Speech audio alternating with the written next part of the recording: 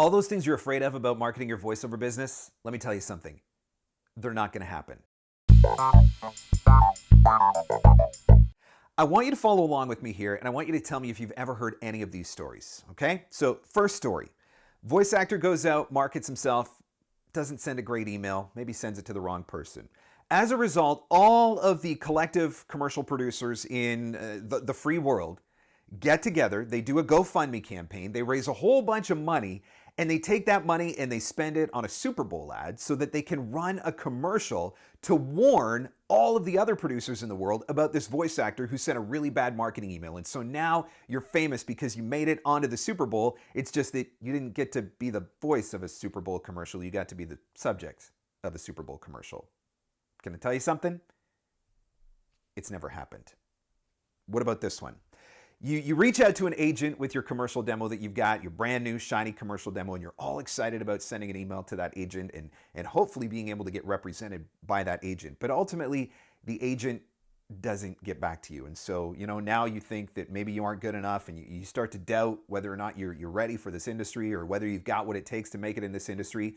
But what really happens is all of the collective voiceover agents, they all get together for a meeting, almost like a secret society meeting, And when they sit down in their little secret hidden room that they're all gathered in together, they're passing around headshots. And as they pass around the headshots, they're laughing and having a great time and recognizing that, oh yeah, I remember the email I got from this one, or oh yeah, this one tried to give me a cold call, or oh, this one's been reaching out to me on social media. And then you end up in this blacklist of voice actors who's never going to get represented by an agent ever again as long as your life shall live. That doesn't happen either. I don't know what it is exactly about marketing your voiceover business that causes so much stress and fear and anxiety, but I think sometimes we build it up in our heads that these terrible, disastrous things are going to happen. Can I tell you something? I've traveled quite a bit for work. I've had the good fortune of being able to go around to conferences all over the United States and Canada.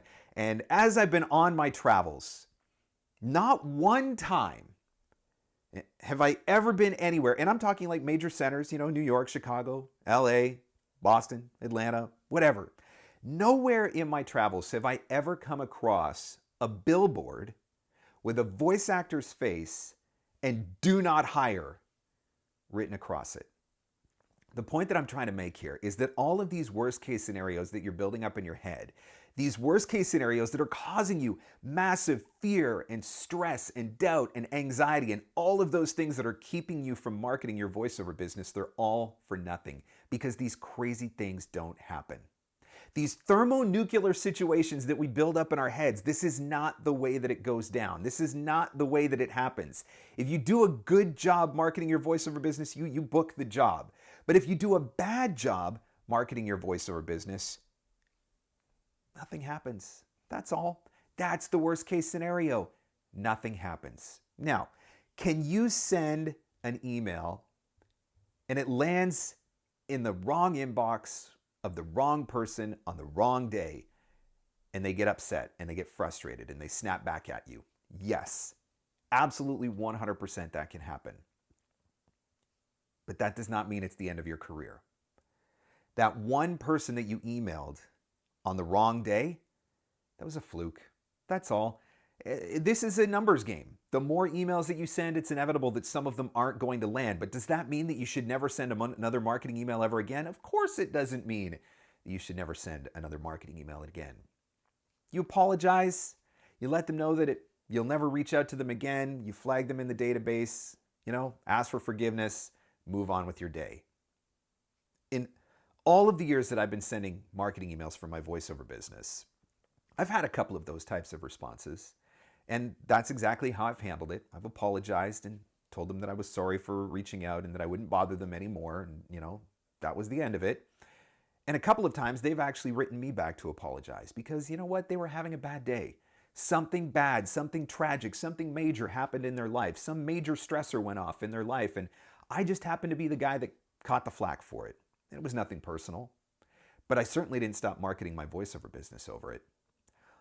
All of these things that you have built up in your head that you've allowed to become excuses, that you've allowed to become barriers, walls that you can't get over that are keeping you from marketing your voiceover business, these things just don't happen. So you know what you need to do? You need to send the dang email. That's it. Send the dang email. Make the connection request on social media. Send that person a direct message through Instagram to comment on a project that they've worked on. Leave a comment on their YouTube channel. Reply to them on Twitter. Message them or share their video on TikTok. Just reach out. Have the conversation. Start the conversation. Because nothing seriously tragic is going to happen if you do reach out. But if you don't reach out, well, that's a different story. It's pretty hard to run a voiceover business if you've got no voiceover clients. Not reaching out, not sending the email, not making the connection, not doing the marketing, that is going to produce a far more tragic and catastrophic result than anything that could ever happen from a marketing effort that fails. You know what I say? I say, do the thing. Well, you're here, check out one of these videos as well.